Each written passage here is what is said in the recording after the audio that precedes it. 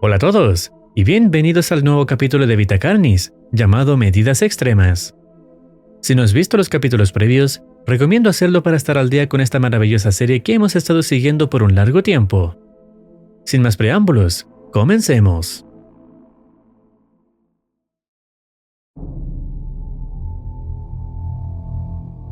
El episodio abre con un mensaje fechado el 3 de julio de 1995, aparentemente escrito por Vincent Barrer, según teorías ya planteadas en entregas anteriores.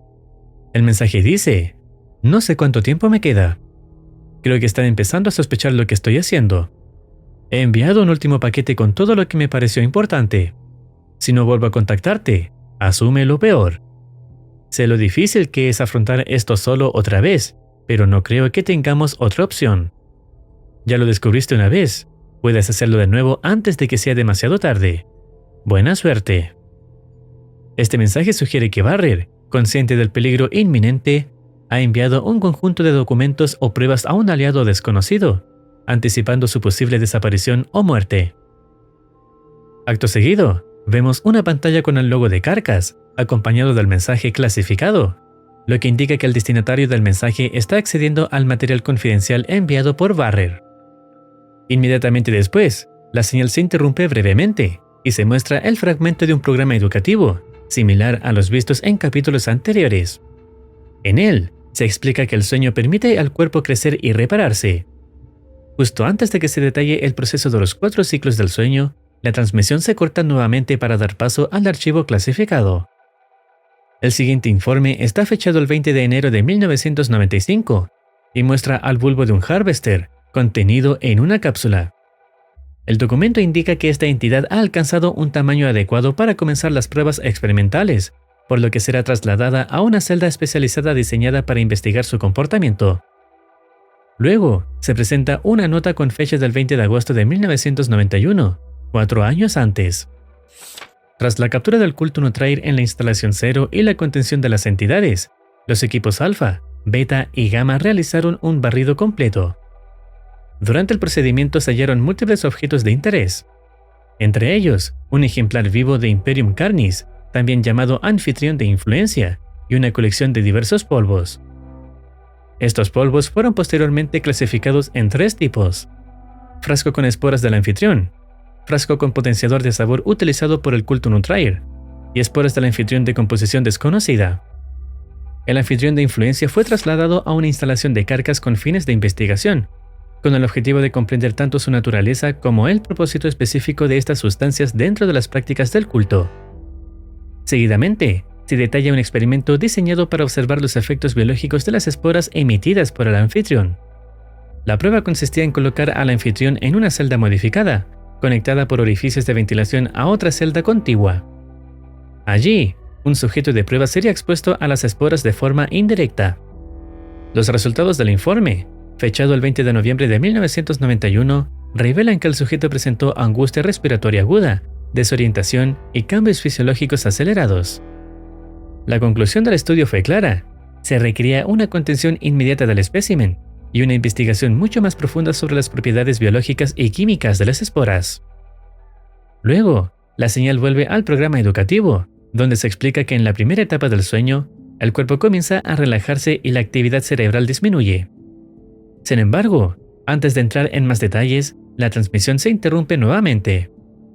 Luego, la historia vuelve a enero de 1995, momento en el que el bulbo Harvester fue introducido en su celda de contención especializada. Una vez adaptado al entorno, se procedería con las pruebas. Para el 20 de junio del mismo año, el bulbo alcanzó su madurez, lo que permitió avanzar a la siguiente fase experimental: la extracción sostenible de veneno desde sus zarcillos. No obstante, el procedimiento representaba un alto riesgo debido a la posibilidad de una inyección letal.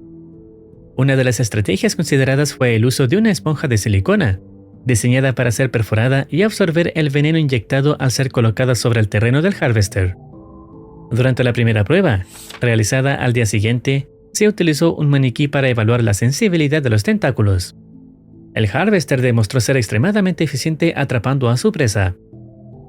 Al final, el método de la esponja fue descartado por la agresividad del Harvester, ya que podía dañar el equipo e impedir una extracción exitosa. Después, La historia retrocede nuevamente a 1991, cuando Leto Dolus se ofrece como voluntario para participar como sujeto de prueba. El sujeto fue expuesto a las esporas, presentando una leve irritación al inhalarlas. El anfitrión reaccionó con agresividad ante su presencia, intentando atacarlo y dañando la barrera de contención. Por motivos de seguridad, el sujeto fue retirado de inmediato para su correspondiente proceso de descontaminación. Posteriormente, fue puesto en cuarentena durante 36 horas hasta que los síntomas comenzaron a disminuir. Durante este periodo, permaneció de pie junto a la puerta, en un estado mental ausente y sin responder a estímulos externos. Al día siguiente, con los síntomas ya mitigados, el sujeto se encuentra apto para iniciar los informes y evaluaciones. En su testimonio, describe que su visión se tornó oscura y borrosa, similar a usar lentes con la graduación equivocada. Los sonidos se percibían apagados y sentía una pesada niebla mental que dificultaba incluso ejecutar pensamientos simples. Posteriormente, fue invadido por un impulso incontrolable de abandonar la habitación, sin razón aparente, comparándolo con olvidar por qué se entra a una habitación, pero en este caso, olvidando por qué se sale. Durante todo el episodio, también experimentó un zumbido constante en los oídos. Luego, la señal se interrumpe, dando paso nuevamente al programa educativo ya conocido, mientras se escuchan breves murmuros de una singularidad de fondo.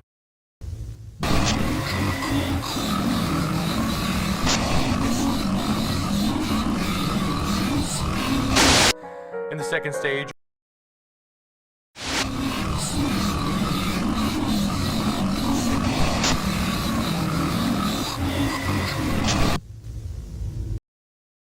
Esta vez, el programa explica que, en la segunda etapa del sueño, el ritmo cardíaco y la respiración disminuyen, al igual que la temperatura corporal. La señal vuelve a cortarse y regresamos al año 1995, con los experimentos del bulbo Harvester. Dado que no se hallaron métodos seguros para extraer el veneno del Harvester, se optó por sedarlo y realizar la extracción de forma manual, lo cual resultó exitoso. Se obtuvieron 12 ml de cada tipo de veneno desde 5 espinas, siendo el veneno paralizante más abundante que el anticoagulante. Luego, la historia vuelve a 1991 con la segunda exposición del sujeto a las esporas. Aunque volvió a mostrar agitación y el anfitrión se mantuvo agresivo, este último parecía menos irritado. El sujeto fue puesto en cuarentena nuevamente. Aunque conservaba un estado mental ausente, esta vez mostró signos de angustia por el encierro. Al día siguiente, el informe del sujeto describe visión borrosa, dolor ocular, destellos en la periferia visual y un zumbido constante que anulaba los demás sonidos, impidiéndole entender susurros que creía oír. No recuerda sus acciones tras el confinamiento, solo una necesidad incontrolable de escapar. La señal del archivo se interrumpe brevemente con el programa educativo, donde se explica que, en la tercera etapa del sueño, el cuerpo entra en una fase de relajación profunda, antes de regresar al año 1995. Para esa fecha, la producción de frascos de veneno se había estabilizado, logrando un suministro constante de ambas toxinas extraídas del Harvester. Se retorna a 1991 con una tercera exposición. El sujeto presenta los síntomas habituales, pero esta vez el anfitrión muestra una actitud más calmada e incluso curiosa. Durante la cuarentena, el sujeto intenta escapar golpeándose contra la puerta, siendo rápidamente contenido. Una vez recuperado, insiste en continuar con las pruebas, a pesar de su visible deterioro físico y mental. En su último testimonio, relata haber visto figuras danzantes en la oscuridad. Expresa una necesidad intensa por encontrarlas y entender su mensaje. Afligido por no poder oírlas debido al zumbido, se pregunta con angustia por qué fue llamado, sugiriendo una conexión profunda con las entidades. La transmisión se interrumpe nuevamente con imágenes distorsionadas, antes de volver al programa del sueño, que explica la cuarta etapa, el sueño REM. Aquí la actividad cerebral se intensifica, los ojos se mueven rápidamente, y es donde se producen los sueños. Esta fase está asociada al aprendizaje, la memoria y la función cognitiva. La imagen cambia nuevamente al año 1995, donde se concluye que los arcillos del Harvester no reaccionan ante sujetos de prueba del tipo trimming. Aunque esto sugiere que otros organismos pertenecientes a la familia Vitacarnis podrían compartir una inmunidad similar, aún se requieren más estudios para confirmarlo con certeza. Luego, volvemos a 1991. Durante la cuarta exposición del sujeto a las esporas del anfitrión, se registran hallazgos significativos. Las esporas emitidas ahora presentan un tono rojo, distinto del característico color naranja observado en exposiciones anteriores. Además, el host demuestra un comportamiento notablemente más calmado y receptivo. Como medida preventiva, el sujeto fue inmovilizado en su cama para evitar autolesiones. A pesar de esto, durante el estado alterado de conciencia provocado por las esporas, intentó resistir activamente sus restricciones. En este estado, el sujeto menciona haber visto un entorno oscuro iluminado por una luz hermosa. Declara haberse consagrado a una gran verdad, alejándose de la oscuridad para encontrar la luz. Afirma que, en nombre de la sabiduría, ha decidido servir a su Señor. I devote myself to the great truth, to stray from darkness and meet the light, for wonder and wisdom. I serve my Lord. I serve my Lord. I serve my Lord. I serve my Lord. Este comportamiento es idéntico al observado previamente en Simon Vanguard.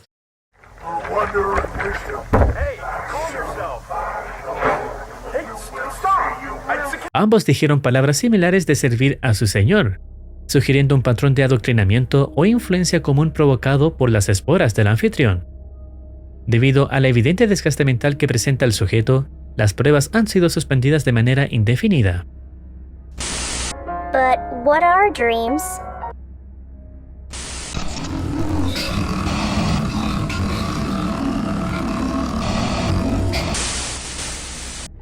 Acto seguido, la escena muestra a un hombre atado a una silla, identificado como Bruce Phoenix, visiblemente confundido y sin comprender la situación. Poco después, aparece otro individuo a quien Bruce reconoce como el Dr. Marshall. Se revela que Bruce, archivista del Departamento de Archivos Carcass, es interrogado por el doctor tras ser descubierto manipulando documentos y retirando cintas clasificadas. A pesar de intentar justificar sus acciones como parte de su trabajo habitual, el doctor revela que tiene grabaciones que confirman su implicación. Bajo presión, Bruce finalmente confiesa que su intención era detener los experimentos, ya que considera que lo que están haciendo es peligroso y antiético. Afirma que los seres estudiados están alterando la percepción de los científicos, que los protocolos de seguridad han sido ignorados y que Carcass ha cruzado la línea, comparándolos con fanáticos que adoran a las criaturas. Bruce declara que lo que se está haciendo no es progreso, sino locura, y termina diciendo que ya no quiere formar parte de esto, negándose a revelar a quién le enviaba la información. La escena finaliza con el doctor ordenando que corten las cámaras, insinuando que Bruce va a sufrir las consecuencias por sus actos. Una vez cortadas las cámaras, el Dr. Marshall comienza hablando de manera casi casual sobre los horrores que han documentado en las cintas de experimentación. Describe con detalle los efectos devastadores del veneno de los Harvesters, revelando que ambos tipos de toxinas, neurotoxina y anticoagulante, son mortales. La neurotoxina no solo paraliza, destruye progresivamente cada nervio, haciendo que la víctima sienta todo el dolor, pero sin poder moverse ni reaccionar. El sujeto queda consciente mientras su cuerpo muere lentamente, primero los músculos, luego los órganos vitales. Sin embargo, el anticoagulante provoca que la víctima sangre hasta morir, lo que, según el Dr. Marshall, es casi afortunado, ya que morir desangrado es menos horrible que morir quemado desde adentro por el veneno nervioso. Este discurso no es solo una descripción científica, sino una tortura psicológica previa a la ejecución de Bruce.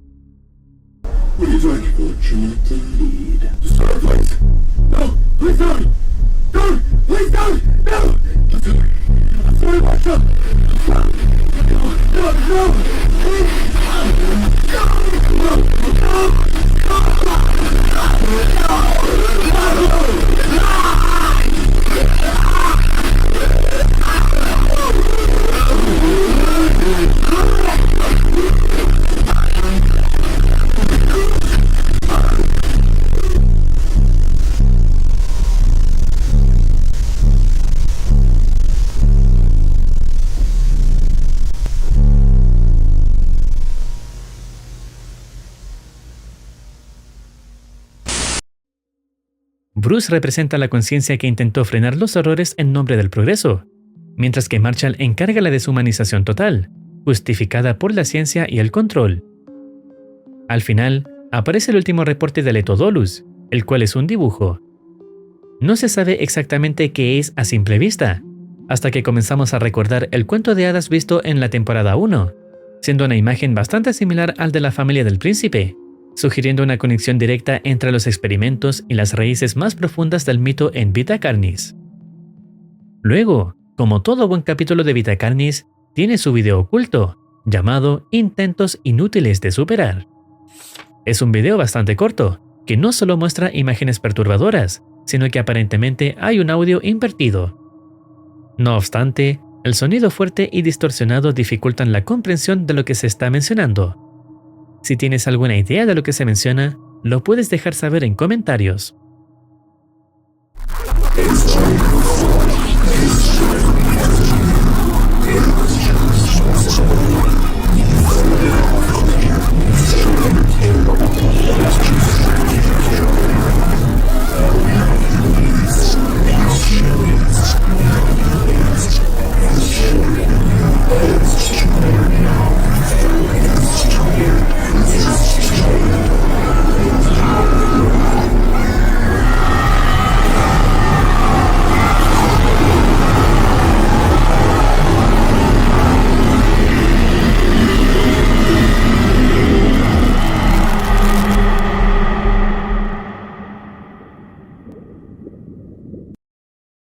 Un video sin duda alguna inquietante.